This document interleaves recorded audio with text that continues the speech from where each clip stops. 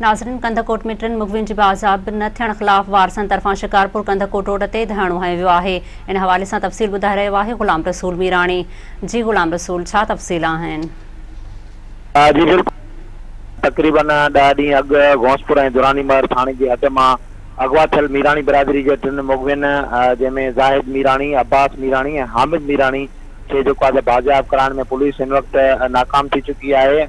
ऐं मुग़विन जी बाज़ाबी जे लाइ सिंध मला फोरम जे सॾ ते मीराणी बिरादरी जे समय माण्हुनि तरफ़ां जेको आहे कंदकोट जे Indus highway Kohinoor flour mill वटि धरणो हणी जेको आहे उते टायर साड़े रोड ब्लॉक कयो वियो आहे। ऐं रोड ब्लॉक हुजण जे करे जेको आहे ट्रैफ़िक मुकमल तौर ते मुअतल थी वई आहे। ऐं गाॾियुनि जी जेके कतारूं आहिनि उहे वॾे अंग में जेको आहे उहे लॻी वियूं आहिनि। ऐं हुन सां गॾोगॾु जेके मुसाफ़िर आहिनि उहे सख़्तु परेशान आहिनि। ऐं हिन वक़्तु जेको आहे मुज़ाहिरीन जेको आहे सख़्तु नारेबाज़ी जेको आहे उहो करे रहिया आहिनि। सिंध मला फोरम तरफ़ां मीराणी बिरादरी जा जेके समय माण्हू आहिनि उहे हिन वक़्तु सरदार नसीर ख़ान मीराणी, बशीर मीराणी, गुलहसन मीराणी, ग़ुलाम मुस्तफ़ा मीराणी, हाफ़िज़ हिज़्बुल्लाह मीराणी, मोहम्मद हसन मीराणी ऐं हुन सां गॾोगॾु शेर मोहम्मद मीराणी जी अॻवानी में जेको आहे ही धरणो जेको आहे उहो हयो वियो आहे। ऐं हिन धरणे में जेके आहिनि केतिरा ई जेके माण्हू आहिनि उहे शरीक आहिनि। ऐं हिन धरणे में जेको आहे JU आहे, जमायत इस्लामी, SUP ऐं जेको आहे हुन सां गॾोगॾु PSP, मजलिस वहदतुल मुस्लिमीन समेत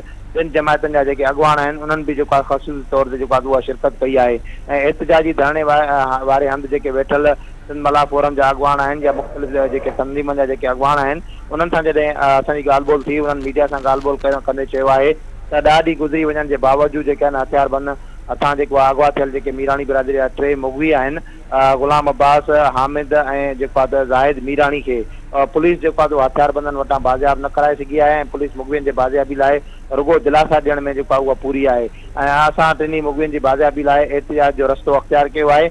ऐं हुननि सिंध हुकूमत ऐं IG सिंध खां इहो मुतालबो कयो आहे त कश्मीर कंदकोट ज़िले में जेका बदमनी आहे उन जो ऐं सां गॾोगॾु जेके अगवा जी जेके वारदातूं जेके चोट चढ़ी वियूं आहिनि उनजो फौरी तौर ते नोटिस वरितो वञे ऐं असांजे जेको आहे मुग़विन खे फौरी तौर ते बाज़ाब कराए वञे।